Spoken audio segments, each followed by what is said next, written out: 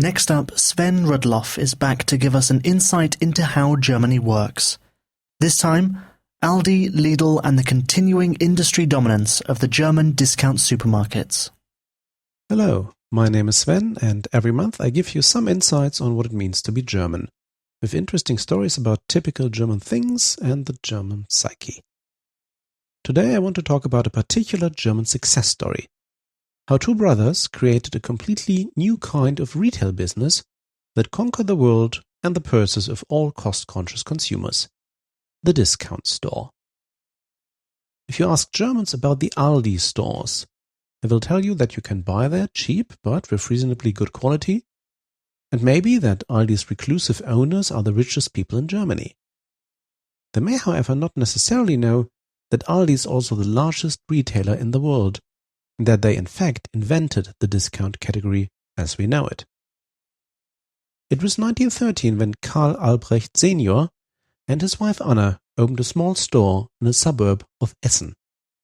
At the time, and for many decades to come, such family-run shops provided their neighborhoods with food, household goods, simple textiles, and everything else essential for everyday life.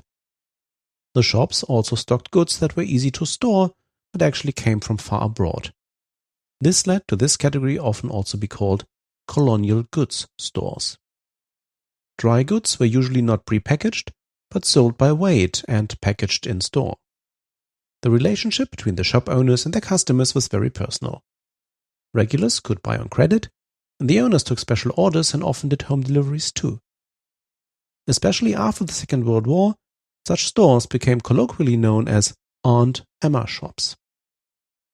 In 1945, the two sons of the Albrecht family, named Karl Jr. and Theo, took over their parents' business and started expanding. Within 15 years, the brothers owned more than 300 stores across Western Germany.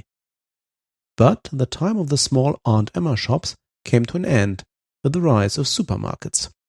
The large self-service stores with a wide selection of products and brands. The Albrecht brothers also experimented with the supermarket concept, but even their larger stores were too small to compete. Today, a German store has to be at least 400 square meters in size to be called a supermarket. The experimental Albrecht supermarkets were only half that size. Eventually, the Albrecht brothers had a new idea. Could our smaller stores compete with the larger supermarkets on price if we get rid of all unnecessary costs? So, what are ways to reduce costs? Significantly cut the number of products you offer, and offer only one product per category. Ideally, agree with the supplier of a good quality product that their product will be the only one in this particular category sold in your shop. In return for this exclusivity and the large quantities they can sell this way, you get a very good purchase price. At the same time, require that the product is not sold under its original brand, but under a no-name store brand. This way, you can still switch suppliers in the background if you want to, and the supplier doesn't dilute its own brand by offering their product in a discount store. More ways to cut costs is to only offer products that sell quickly, so-called fast-moving consumer goods or FMCGs, and to avoid fresh products that can spoil easily, or that require specialists to sell, like fresh meat or fish.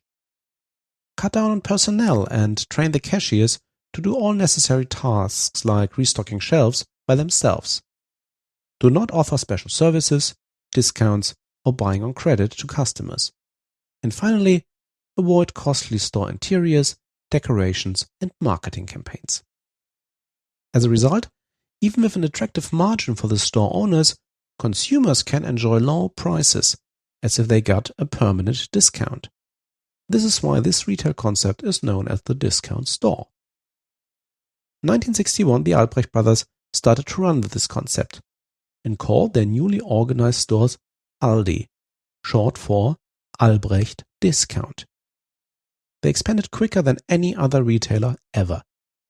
The turnover per employee in the new Aldi stores was 10 times that of their previous ventures. Because customers could only pay cash, but the brothers had agreed a 30-day time for payment with their suppliers, they always had enough cash in hand to invest in new stores without the need to take out bank credits. Today, Aldi has more than 4,000 stores in Germany, another 4,000 in the rest of Europe, and about 1,500 stores in the US and Australia. However, Aldi is in fact not one company, but two. No one knows why, but at the same time they started their success story, Karl and Theo split the existing stores between them and continued more or less separately, but on good terms. Today, Aldi Nord, with a blue logo and white background, operates in northern and eastern Germany, in Denmark, Poland and the western countries of continental Europe. Aldi Süd, with a light blue logo on dark blue background with an orangey border, operates in southern Germany, Austria, Switzerland, Hungary and Slovenia, as well as in the UK and in Ireland. The more than 1,300 Aldi stores in the US also belong to Aldi Süd, while Aldi Nord owns the US retail chain Trader Joe's. Even today, Aldi is still owned by the Albrecht family. The two brothers were very reclusive, never gave interviews, and there are hardly any photographs of them. Karl, the elder and owner of Aldi Süd, was the richest man in Germany since the 1970s, with an estimated wealth of more than 18 billion euros at the time of his death last summer. His younger brother Theo, owner of Aldi Nord and the second richest man in Germany, already died in 2010.